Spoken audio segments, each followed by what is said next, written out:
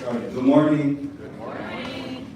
All right, give me a little more energy. Good morning. Good morning. There we go. My name is Dewey Rice, and I'm part of the marketing team here at Rev1, where we help startups scale and corporates innovate. This is our founder story. We do these every other month, and we try to bring the startup community together. We give our companies and our entrepreneurs a chance to share their platform and their startup stories. So this morning, we are here featuring movement genius Correy O'Neal, and Greg is going to be the moderator. So, go ahead. Dewey, thank you so much. Good morning. It is good to see some familiar faces, some new faces. Always love that 0 to 1 moment with startups. Thrilled today to talk with Correy from Movement Genius. I told Correy this last week, I love our sessions that we have together. I'm supposed to be the mentor, but it's more like you're my therapist.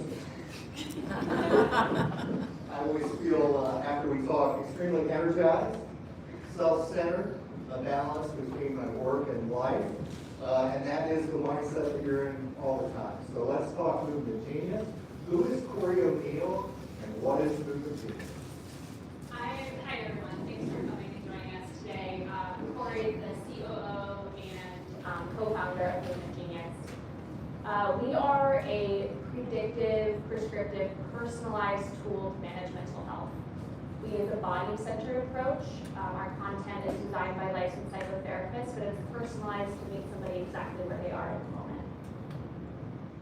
So Correy, your model, you've been able to create value for both an individual user on the platform and then the businesses or organizations. So let's start with the user. If I'm a user of Movement Genius, how might I use it to start my day? Sure. So a lot of people see mental health solutions as either top up or neck down. You'll see categorizations of solutions like medication and talk therapy and mindfulness. It's all really head-centric. And then a body approach often would be a physician saying, get your exercise in, try this medication for your pain. And Movement Genius's approach is integrating the two, so it's helping people identify where they're feeling their emotions, their pain, whatever trauma, stress that's in their body. So we have 5-minute routines, all the way up to 35-minute routines, breath work and meditation and movement meditation. We have stress hacks that you can do activating the parasympathetic response in your body. I was actually just doing that there. And so we provide these guided routines. They're designed by licensed psychotherapists, but they're made in a really entertaining way. We use a lot of social influencers, a lot of traditional Hollywood talent to present. A little disarming, makes you feel safe that you're kind of like something on screen because you've watched it on screen before. So, my experience with Movement Genius, used it just last week. So before we got up here, you did a technique. So I used Movement Genius last week. It was about 5 minutes. I was getting ready for a meeting, and I hopped on, and some breathing, some stretches right here in front of my Zoom, and I was ready to go. So thank you. You got me prepared for it. For my meeting, you're ready to go now. You said a few things that I'll follow up on, but we talk users, so let's talk organization and businesses. How you choose that? Yeah, so we launched Movement Genius. We built a really simple MVP, trying to prove that people would shift their mindset around how to manage their mental health, and that they would keep coming back for more. So our MVP for customers, for direct consumer, has like 10,000 users, active users. And we knew we were going to be building for companies, but we didn't know how quickly. What happened as we started presenting this solution in the market is that businesses started to come to us. So our solution is helping to retain customers, improve performance, lower the risk for hiring. It's creating a healthier, happier work environment, which is improving performance. And so we just completed our phase 1 with Harvard. We are doing phase 1 with Logan Hospital and New York Health Networks. But we're solving this problem that keeps coming up for businesses, is that they're spending money on wellness solutions, but their people aren't using them. And if they're using them, they're not building resilience to whatever it is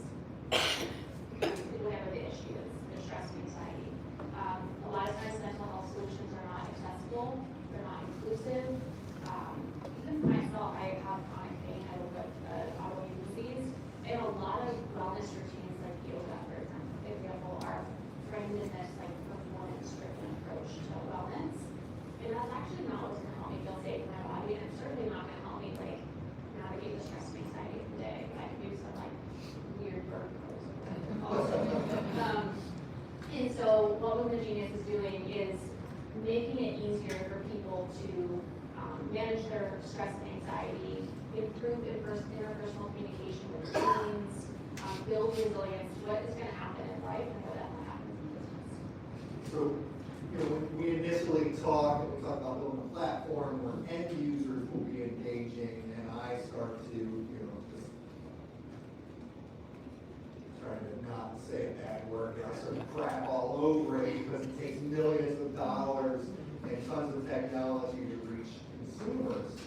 And then you proved out, though, that value to the organizations. So you actually have been able to monetize working with organizations by delivering workshops to lead. You're giving away our secret sauce.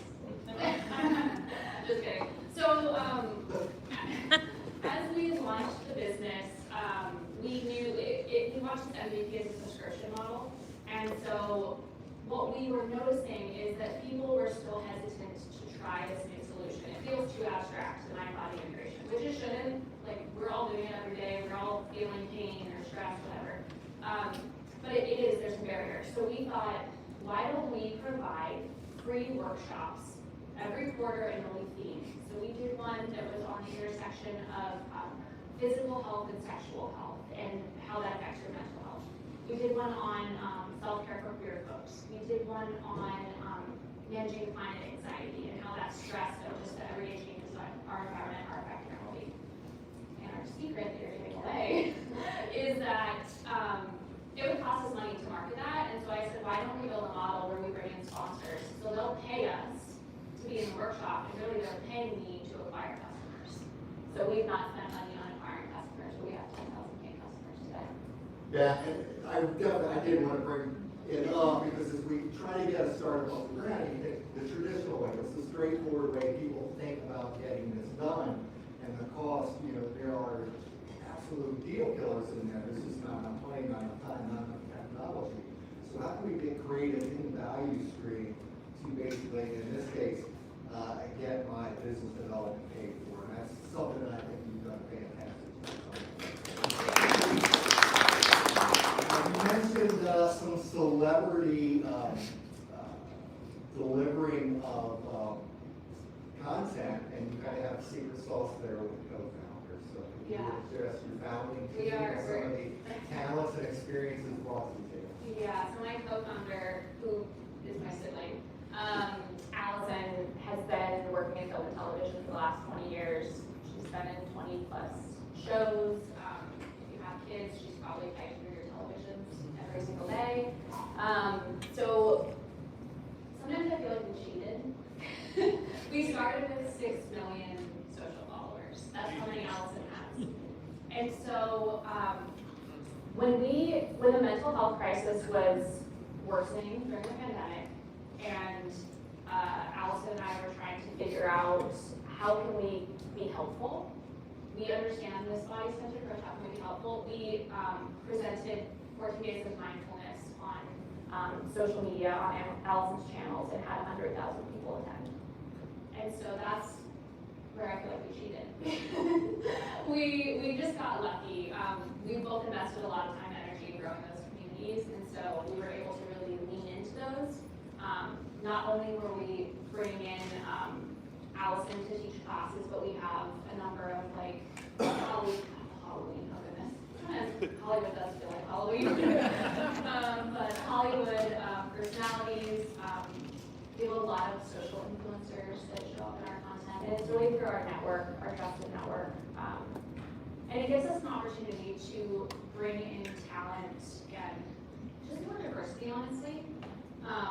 What happens a lot, we've noticed, one of the problems in mental health support was that it didn't feel accessible and relatable to a lot of people. And we know how important it is for representation in film and television, and that doesn't always show up in mental health. And so we kind of brought in some of that. Some of our closest friends, thank God, they get appreciation for their startup, and they're leading a lot of our content. So you said you cheated there, but the point that I like to bring up is to get a startup off the ground, you do need to take advantage of the leverage you can create and the potential unfair advantages you would have to somebody else. So the fact that it's this venture that's leveraging that previous experience is, to me, smart execution as opposed to. So we do look for an unfair advantage. I've been a part of 5 startups, 3 failed, so learning opportunities, but I didn't have unfair advantage. When I go back, the 2 that did make it were kind of wired into success based on who was part of the founding team, the skills that they had, the connections they had. It all went into the blender to make it work. the other thing is, so we started with 6 million because that was Allison's following, but we were really strategic. I'm talking about bringing in personalities, right, to be in the content.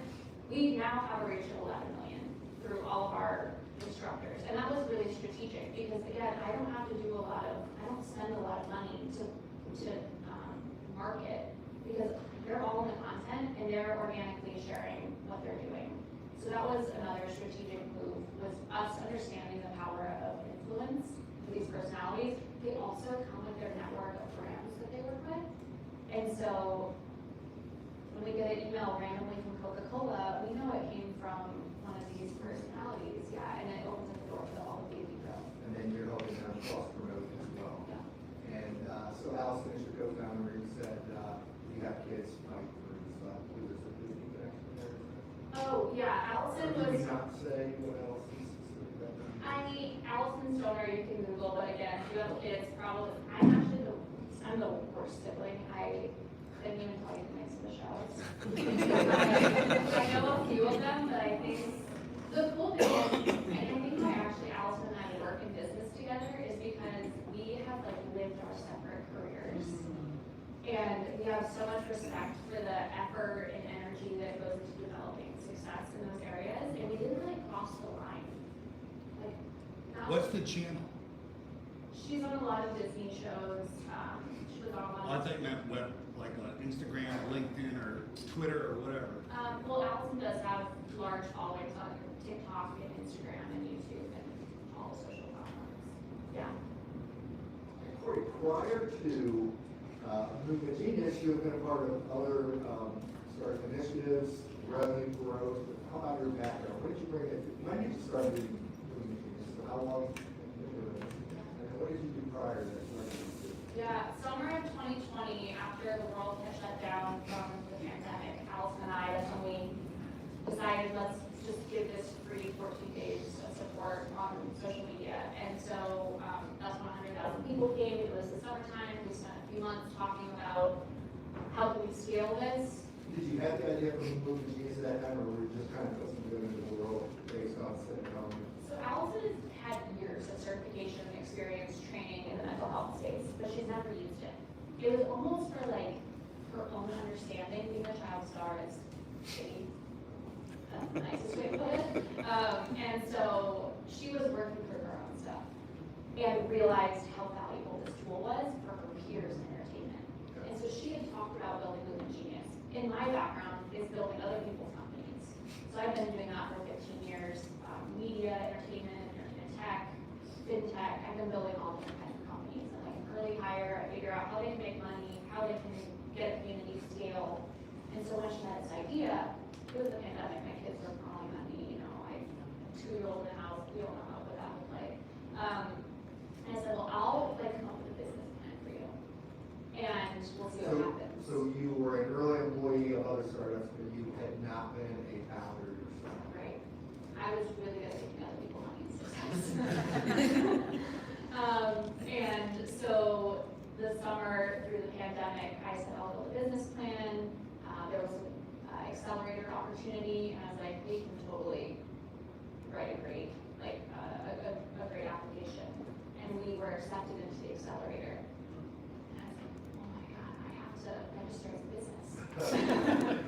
And so our first move was getting a little bit of funding, but a lot of support on market fit for young queer people and young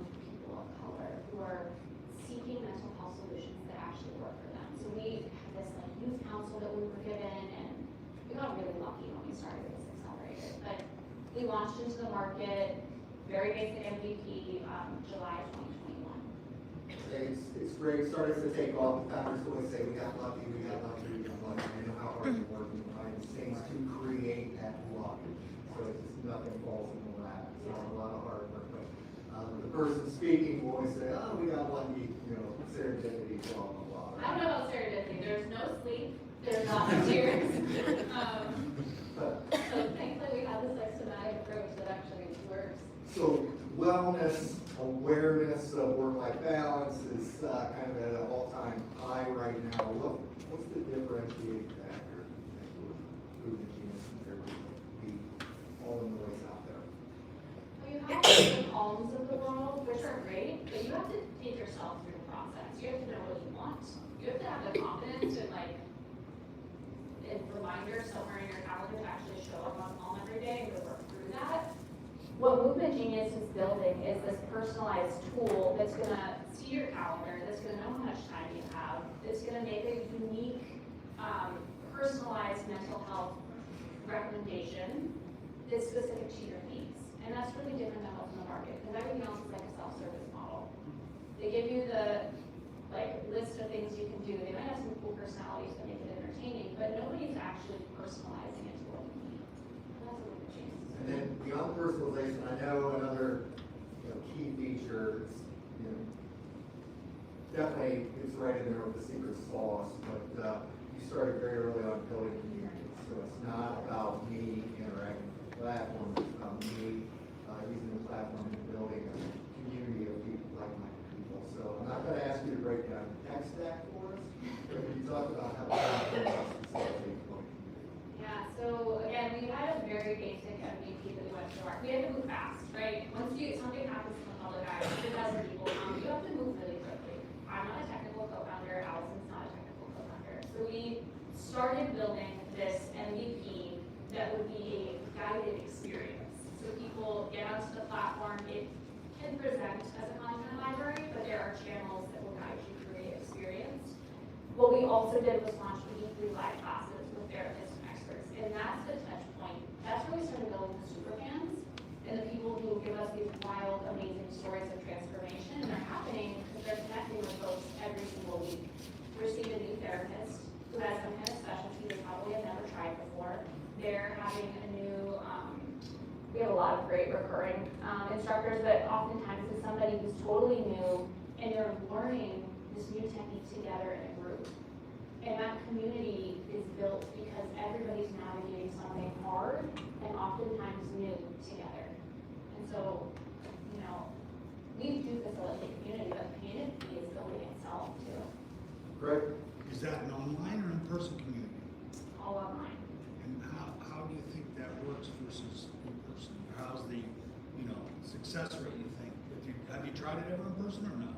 We actually have. So a few music festivals asked us to come out. We did a music festival in Central Park last year.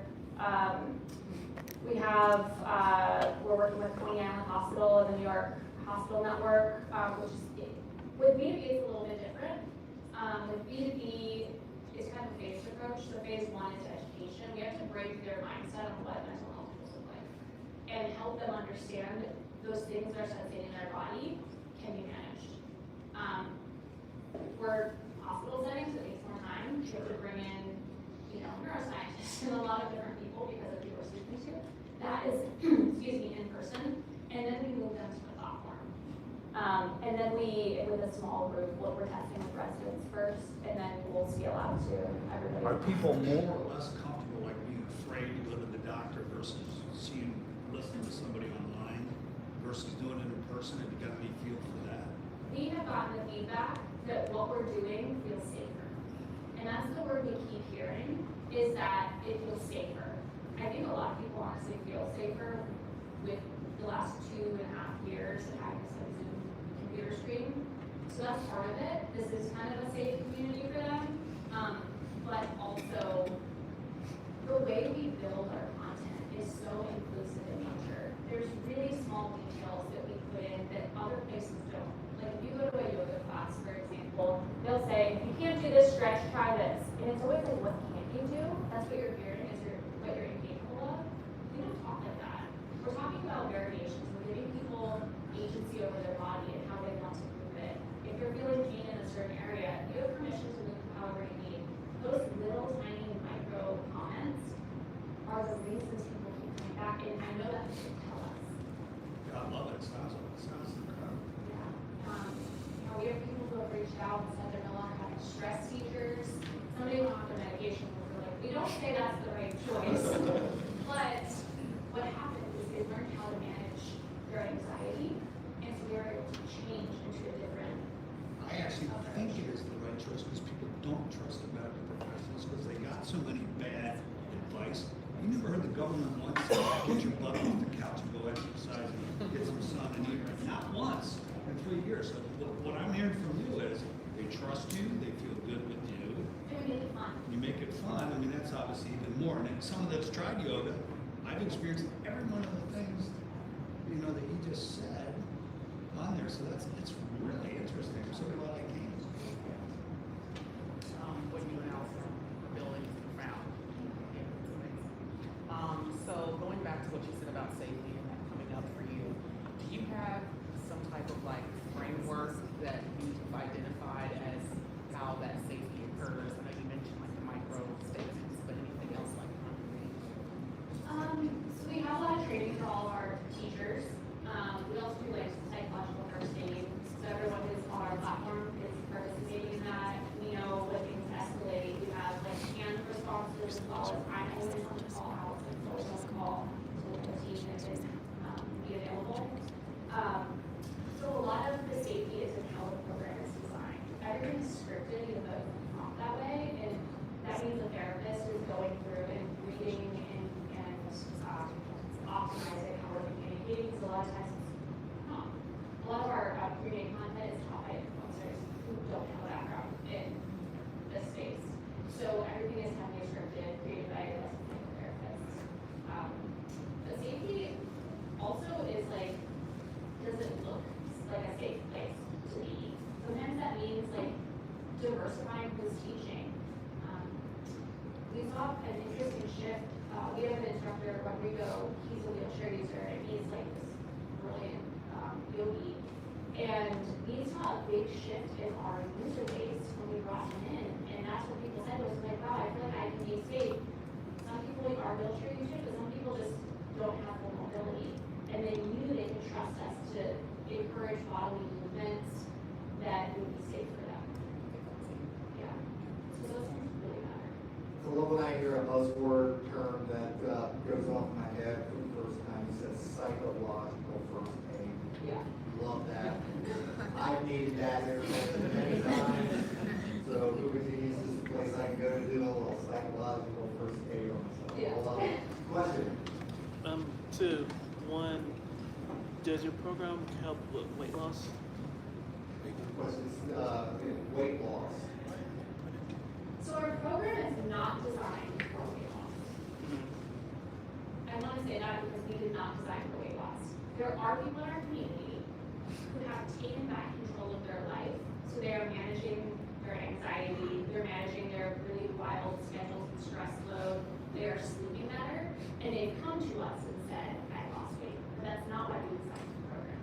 What happens with Movement Genius is people have this new confidence in their bodies, and lots of little micro shifts begin to happen, and we're not guiding them, but it's a natural thing that happens when somebody starts taking care of their well-being, that shifts will happen. So we have heard people say they've lost weight because of our program. That's not what we designed the program to do. Okay. Sorry. And my second question was, does the end user pay a subscription model, or because you have sponsorships, Yeah, great question. they pretty much take care of all the costs and the end user use it for free? That's a really great question. So we're in our MVP state. Our MVP that is a subscription model. I anticipate this always being a subscription model for Okay. our consumer. The experience will evolve greatly. One thing that's I think worth noting is we care just as much about impact as we do the revenue. One of our investors actually is an impact investor, and so we have to provide how we're making this accessible, the outcomes that are happening. And so we do have tiered subscription models for people who can't maybe pay our full rate, which by the way is extremely affordable. $10 a month to meet with a therapist, and you get weekly sessions every week. I mean, it's bizarre. That's too cheap. It is, but what we care about is making it successful. Yeah.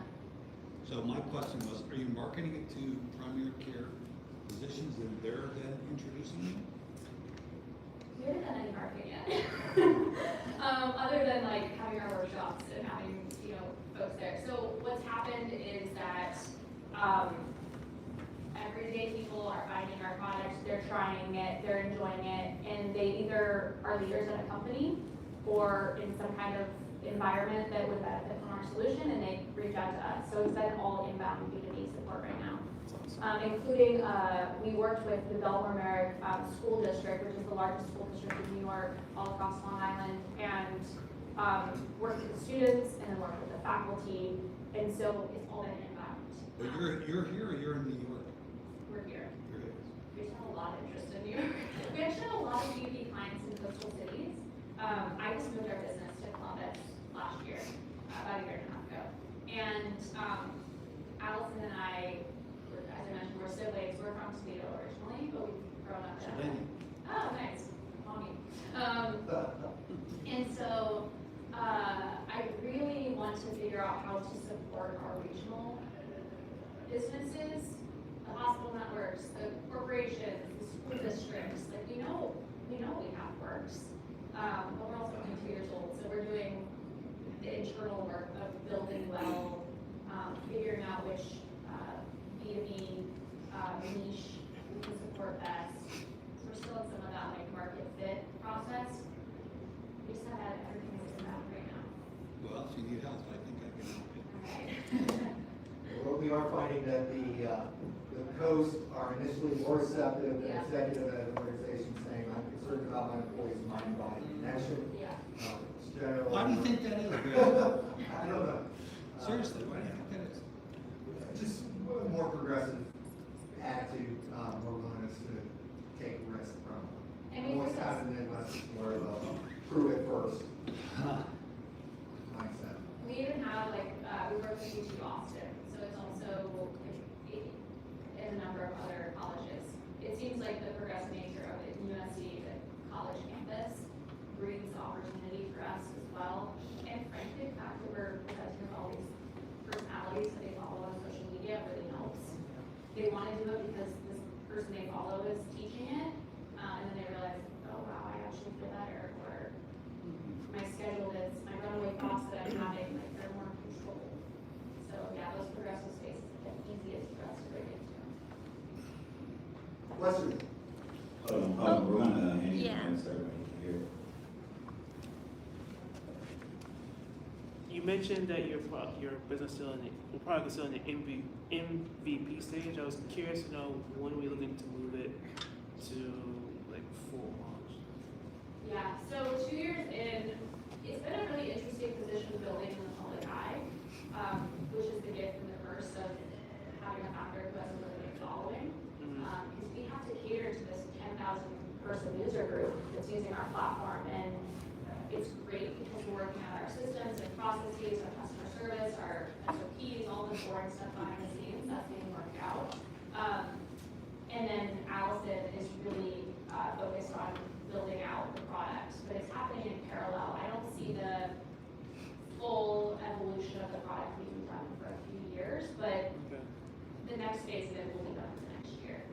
But yeah, there's a lot of back and forth that has to go into it, and we'll probably do a raise to take us to that next phase, since we've been mostly self-funded to this point, except for a little venture partnership. The next topic is going to be about building teams. You're getting the point where you're thinking about building that team. I'm going to tell a little personal story here. A startup I was a co-founder on, me and the co-founder were hustling, trying to get in front of people, and I went down to Nationwide Insurance and pitched them, what the heck, I gave them a grandiose proposal. And they said, we'll take it, we'll start now, send us a PO, if it's for more money than I never thought to deal with before. And I was exuberant, I was racing down the hall, I got into my car in the parking garage underground, and I actually broke down and started crying. I had no ability to deliver when I was sold. So I'm racking my brain, what the hell am I gonna do here? Who do I know? And I thought of one person that had the intellect, communication skills, and could take a tornado and ride that thing out. And I gave him a call and asked him to join my startup. He said no.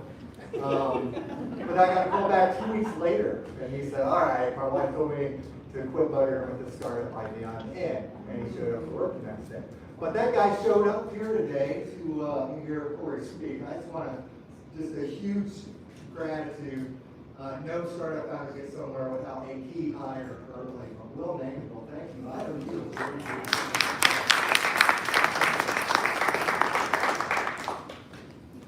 Correy, building team. Who's your Will Nankable? Or how? So you're starting to think about building teams. Yeah. Taking this to the next level. What are your thoughts on how to build a team? What are you looking for? What do you think? It's absolutely fine. You gotta get it right. You have to get it right, and I think that has been one of the biggest fears for Allison and I. We're so mission focused. Our values are so aligned. And again, we are siblings, so there's that in common, but we kind of grew up separate. But we have lived a lot of life and had a lot of life happen to us and know what matters. And we want to find a technical founder or future hires for us that care about the same things, that actually care about impact, aren't just going to tell us in their interview process. There's a lot of people that present well. We need folks who are creative problem solvers. As you know, starting all your businesses, the weirdest things come up that you have to solve. I was speaking to an entrepreneurship group recently, and I was telling them they have to exercise their problem solving skills. Like, it is a muscle that you learn. And some people are born with the ability to tap into that muscle, and some people are just not interested. So as we build a team, I need somebody who's gonna build that muscle with us, who has the same shared values, who doesn't just say, I care about inclusion, but lives it. And it takes a little bit more work on our end, a lot more vetting. We involve a lot of our advisors in anytime we're building out the team, we have to involve our advisors in the vetting process. I think values matter the most. Yeah, mission, vision, values, being aligned. So it sounds like for you, a key point will be making sure they can't just speak it, but they have demonstrated it. Yeah. And that they've invested in it in some way. I don't need them to give money to the organization, but at some point of their life, they have made an investment in others, because then that will show up in their nature as they're investing in our customers, whether it's businesses or individuals. Are you using the intern program? Yes, it is a concept. We developed Rev1 Advisory Partner. If you need me to make it commercial for it, I will. We have had so many struggles with interns in the past. And this was kind of like my last chance, honestly, on interns. Allison was like, we are done with that. I will pay the people out of my pocket. We are not doing interns anymore. And I was like, no, I think Rev1 has their act together. Like, they have a process. There is vetting. I'm willing to try. We have 3 out of our 4 interns that they're not graduating yet, but I'm hoping that I can bring them on. And I'm trying to figure out what that looks like while they're still in school. We're also working, we're part of the wellbeing program through OSU that we were connected to through Rev1. And so we have a former Deloitte employee that's working for me all summer. And a great gift, yeah. Yeah, I personally think and have used interns extensively to help build a company. I mean, first of all, they're less expensive than a full-time hire, but the try it before you buy aspect, so we get people in. I always like working with people along the way out. I think you're learning new things, you're mentally invested, you're feeling personal growth, so it's very easy to get a along line with mission, vision, values. You know what, hire a guy like me, I'm setting my ways, I'm not going to change. I also remember when I was young in my career, I didn't have the experience, but I solve problems and I saw opportunities, and as a young person, a few people gave me a chance to my voice to be heard. A few people said, what do you think? And I don't think we're asking young people enough, what do they think? Because there are problem solvers right in front of us. And when you have an internship program, I don't ever tell my interns what to do. I tell them the goal, and then I ask them what they think, and oftentimes I write written out the instructions of what their job is. But I ask them how they think they can accomplish it. Because that creativity breeds confidence. That confidence creates commitment within our organization. And then they're not just like counting their hours for the week. They're actually trying to grow our business. Yeah, and the other thing, as a startup, you can provide a great experience for a young person by taking them on as interns. You know, big company internships kind of separate ways. You got the program, here's what we look like. If you show up on my door in my startup, you're gonna help me build a company. And you either can or can't, and if you can, I'll want you to stick around after your internship. If you're not into it, well, hey, that's hopefully you'll have an experience that's more about it. So absolutely. And my PSA is to pay your intern as well. We have a question back here. Yes. So continuing on that theme of building your team, can you, whatever extent you're comfortable sharing, can you share with us who is building your technology platform now? And what does that compensation structure for that team or that individual look like?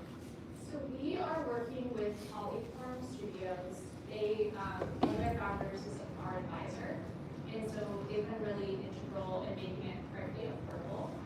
But we're talking about the user experience first and creating a safe space. We're doing all the rules, all the events, like that's all happening.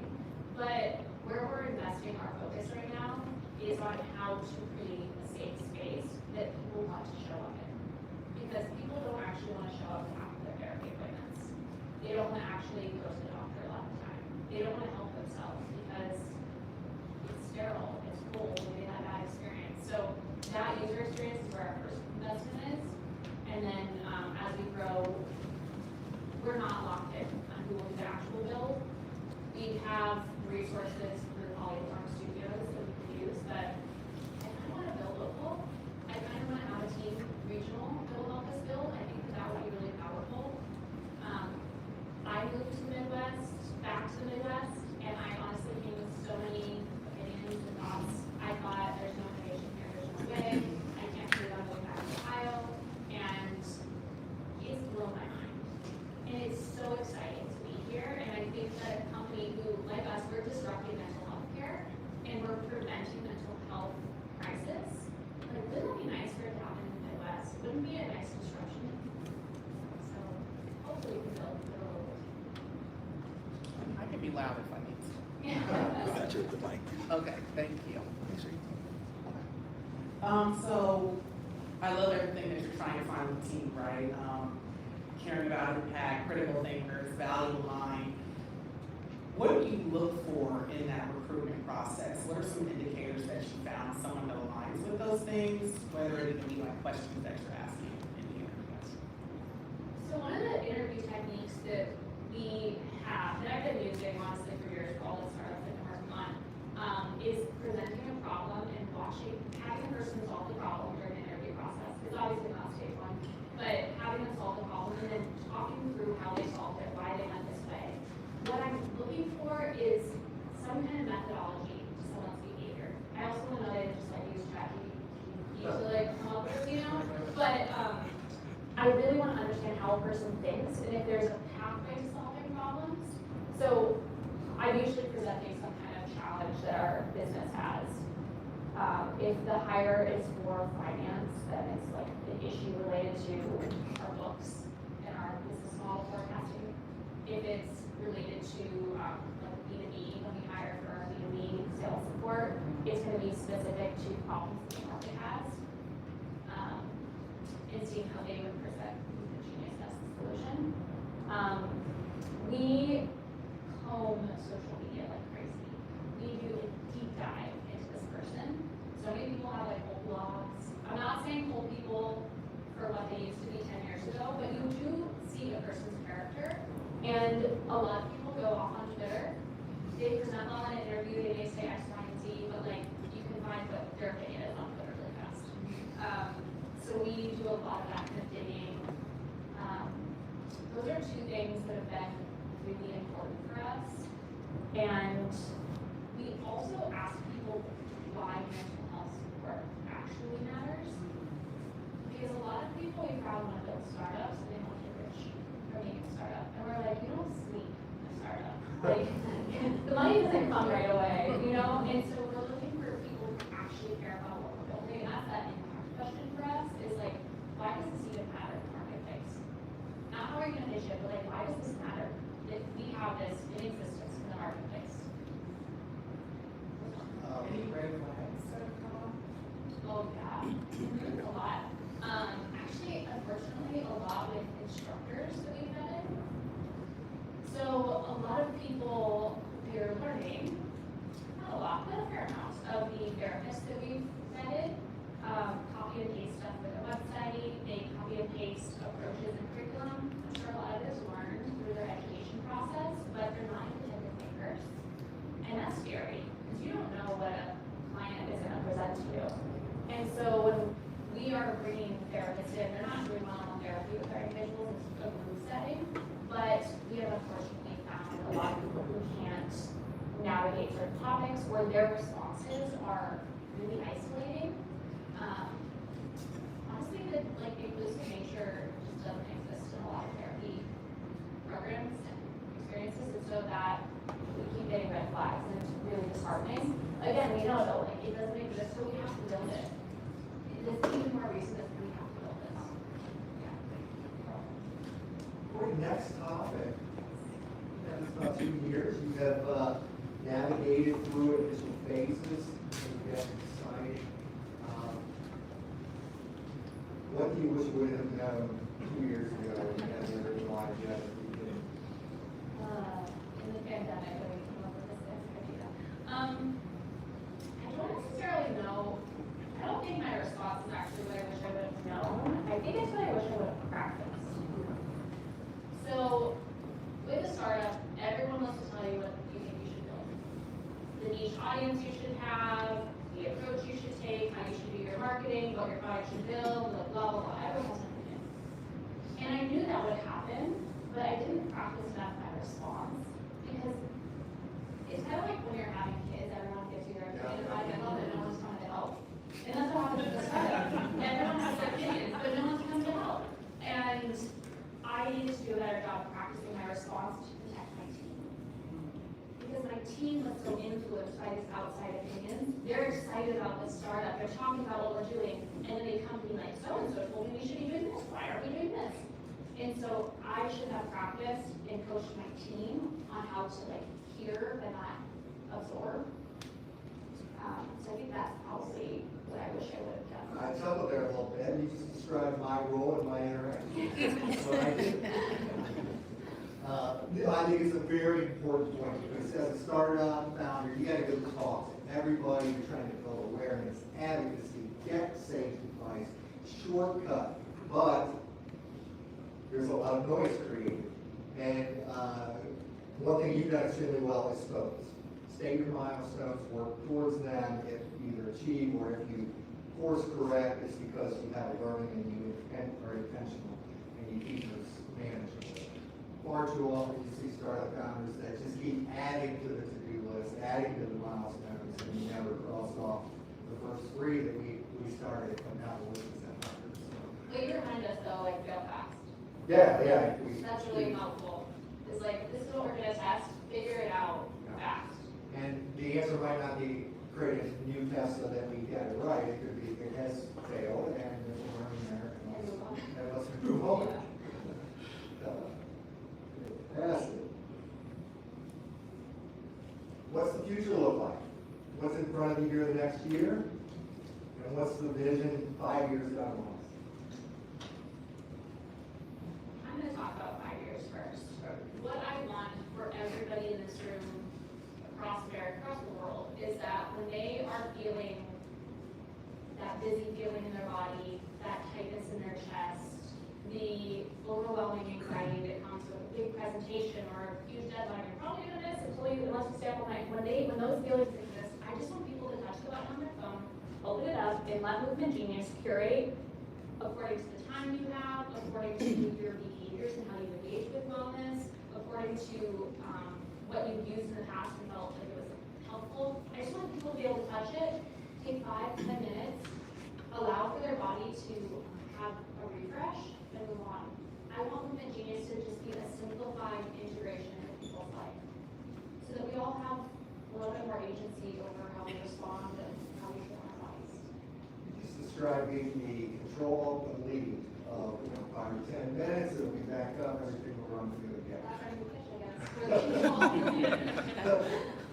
In the next year, so we've had all this inbound B2B opportunity, which is wonderful. We are so grateful. The platform and the whole experience, I'm learning we need to phase out for our B2B customers. This phase 1 has structure. Over the next year, I want to build out the different phases, do proper testing. I just had someone from the military message me, like, we've been using this for folks who are back in the field for the first time. We didn't build for military. Not that everyday people want to use it, any life experience, but it is critical that in our B2B work, we create these phases so that we actually have a pathway we can properly test these different markets, figure out if all the residents are our marketplace in your hospital network. There's just a lot of B2B focus. We have the opportunity to work on that next year. And that's my background is B2B sales. So I get like super energized about it. So I feel like maybe it's gonna be really exciting. Because I've been doing a lot of back house stuff. Right. So yeah, I hate finance. That's boring to me. Sorry if you said that. So we are founders learning from each other. What's your advice to other founders about their idea and executing on it? You know, I think number 1, don't ask your friends if it's a good idea. We've all probably done it. Don't ask your family. They don't understand, number 1. But even your neighbors, like, unless they're a very critical person, it's not productive to ask them. You need to figure out what exists in the market. And I think more founders need to do the research to understand who is a competitor and how is it actually going to be different. What you're building, how is it actually going to be different? Not just how are you going to market it a little bit different, but like, how is the tool different? So I think more people have to do a little bit of upfront legwork before they launch. Also, like, learn how to pinch pennies and stretch your dollar. That's what's actually, I think, been so successful for Movement Genius. Like, we came up with this model where we're having brands pay us to acquire customers. We're thinking of how can we preserve our capital. So we're in the green now. As a 2-year-old business, that doesn't happen. But it's because we're really smart and really strategic on how we start spending. And it comes with a lot of prep work before we just bring people in and start spending in different areas.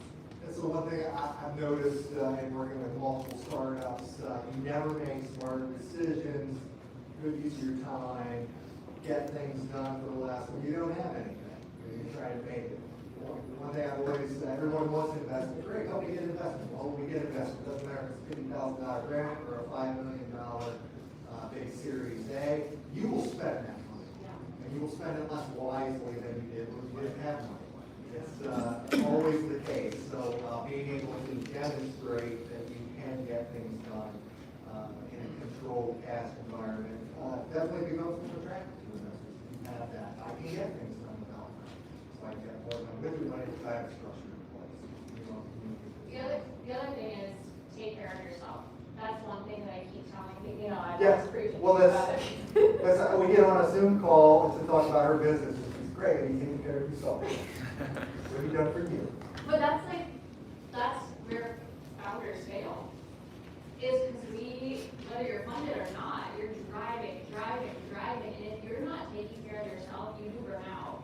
And it might happen fast, it might happen slow, but you actually lose the long-term capabilities and capacity of your organization. And it could be something simple like changing your bed sheets. They don't have to be like monstrous workout plans every week. You have to do things for yourself that are not related to your business in order to be successful in your business. So we're supposed to change our bed sheets? I actually did that last week. I was like, I couldn't leave the house, and I was like, I gotta do something for myself. Like, so I bought my bed sheets. You know, it's little things feel very accomplished, and then now you're back, you Yeah. feel Yeah. top one and take on most problems. So I've made adjustments, I totally get that. Now everyone's gonna go change their bedroom and feel it. So I'm enjoying the conversation, I've got one topic, I can do that there. Any questions for Correy with movement genius? Thank you.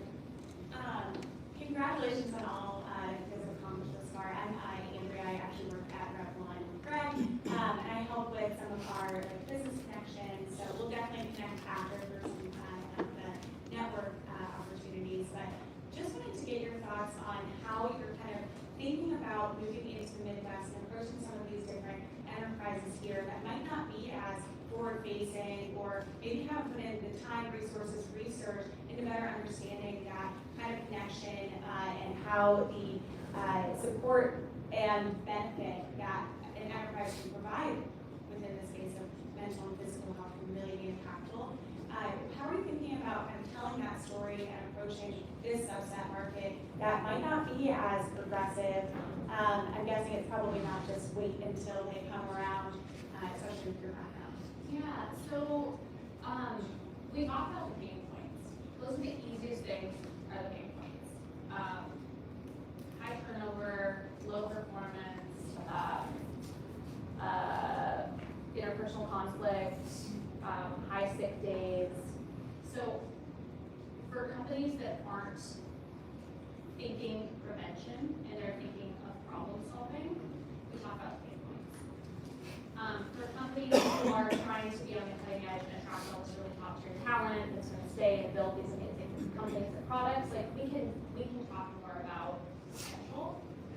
So I think that that's the shift, is like problem solving potential in our approach to businesses. But also, from what I've learned, there are a lot of progressive companies here. And so what we want to do is reach out to them and hear, like, what does it actually look like to care for your employees? What is the workplace that you want to have? So I think there's a lot of great opportunity to kind of lean in and see which approach is going to be most effective here in the Midwest. I'll go ahead and add on there that specifically, Correy and Genius is working with their Rev1 Advisor to create a four-page corporate overview. Heard about the problem, by the way. I actually thought you seeded this question with her. I'm going to bring you and the corporate engagement team so that when you go out and talk about the hot new startups in town, you can help us uncover the progressive leaders who will be receptive to meeting with them. So I have a question about your outward-facing subscription model, right? That's something I would love to do as a consumer. But I have two teenagers at home, and I think they would benefit. I'm in therapy, and I know what I get because I can judge soundly on if my therapist is qualified enough. She's smart. She's smarter than me, and so we work well. My daughter's in therapy, and I don't know if she has that same type of dynamic, and she's not savvy enough to be able to see if she's getting her needs met. And so I think that kind of group session where you're vetting and you're scripting and you have a psychotherapist, is it made for children and their kind of issues? Because I wouldn't want to put a 14-year-old in with adults. Does that make sense? Yeah, so, I mean, we have 14-year-olds, all of it. We have like some parents who bring their kids, they're like 6, 7, 8 to class. Okay. And I think what's important to note is that it's not like group therapy where it's like everyone shares their problem and we're going to talk through how to solve it. That's not how we approach it. So your child wouldn't be like revealing anything that's personal where it would be inappropriate. What we're doing is educating people on how they're sensing and feeling in their bodies in a new way to manage that feeling. So I go to therapy too, but that's not enough for me. And I can't tell you how many times I'm like, oh, I just need to call my therapist about this, but you don't do that because they have other clients. Like that needs to be my personal person that lives in my house. I need to just talk to them as my therapist all the time. Because that doesn't exist, Movement Genius does. And so we are that like middle support. We're not saying stop going to talk therapists. Like Allison and I love that aspect of our life. But also you need support in between. And sometimes what happens with talk therapy is that you become reliant on your growth through another person. And Movement Genius is teaching you how to manage your own body. We're teaching you how to process your own feelings, emotions, and learning how to manage it because you have to be able to manage it outside of a professional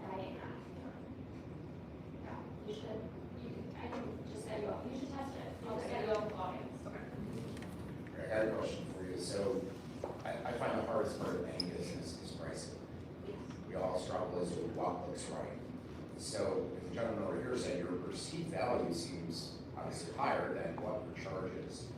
How do you develop the methodology for your pricing? You know, some people it's just a cost plus, or let's double what our expense is, and that's what we're going to go with. What was your thought process behind that? And I'm just always fascinated to hear how you came up with it, because nobody ever seems to have like the answer to it all. And hopefully you do. So, first, our perceived competitors are priced similarly. They're the Headspace and the Palm and a few others similar, so they're priced similarly. But here is the problem with mental health solutions. It is not financially accessible to a lot of people, and what is accessible is equality.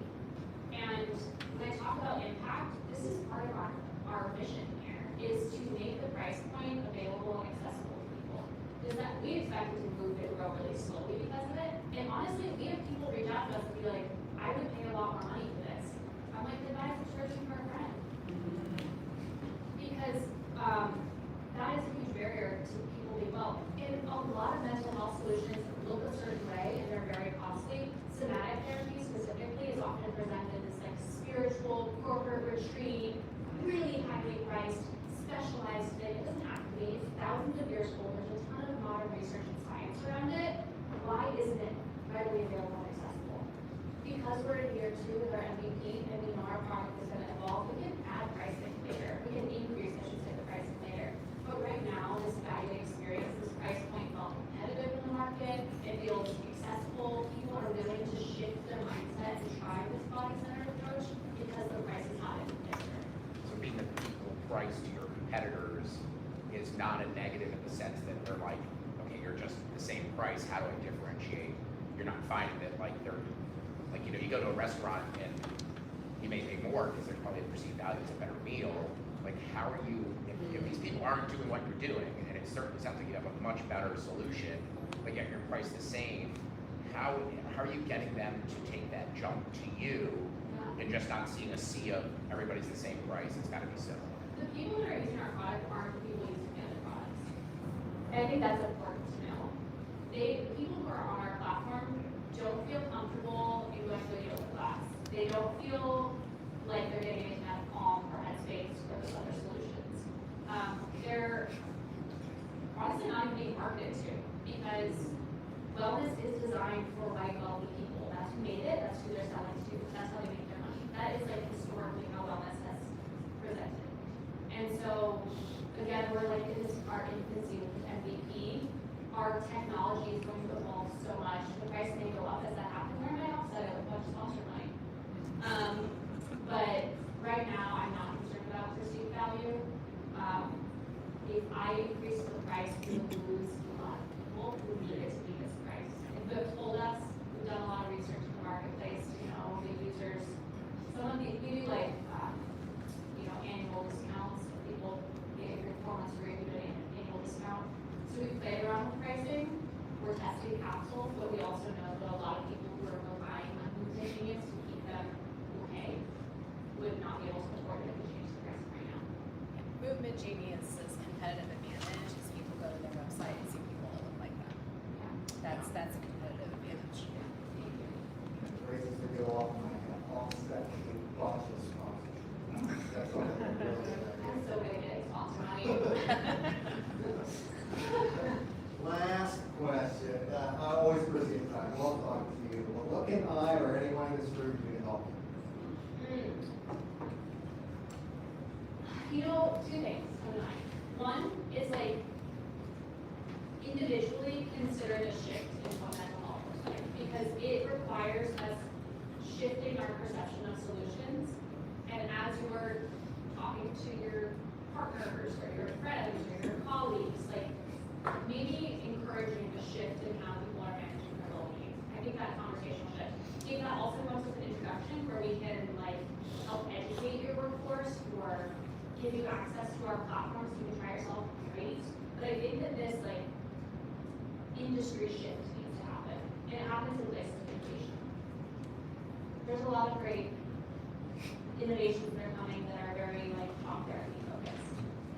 But it's so limiting. We know that. We know the evolution of mental health is in the body and it's an integrated approach. And so I think that is probably one of the biggest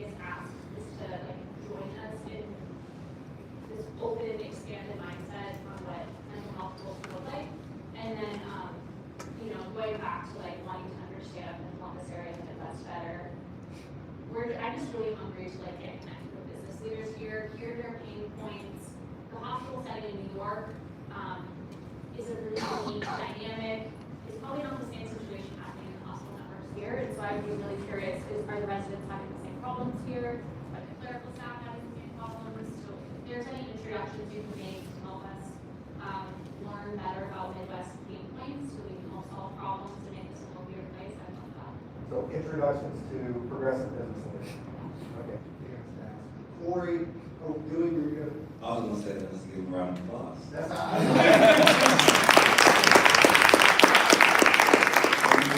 Corey, thank you, Garrett, for moderating. Thank you all for your wonderful questions. So this was Founder Story. Check out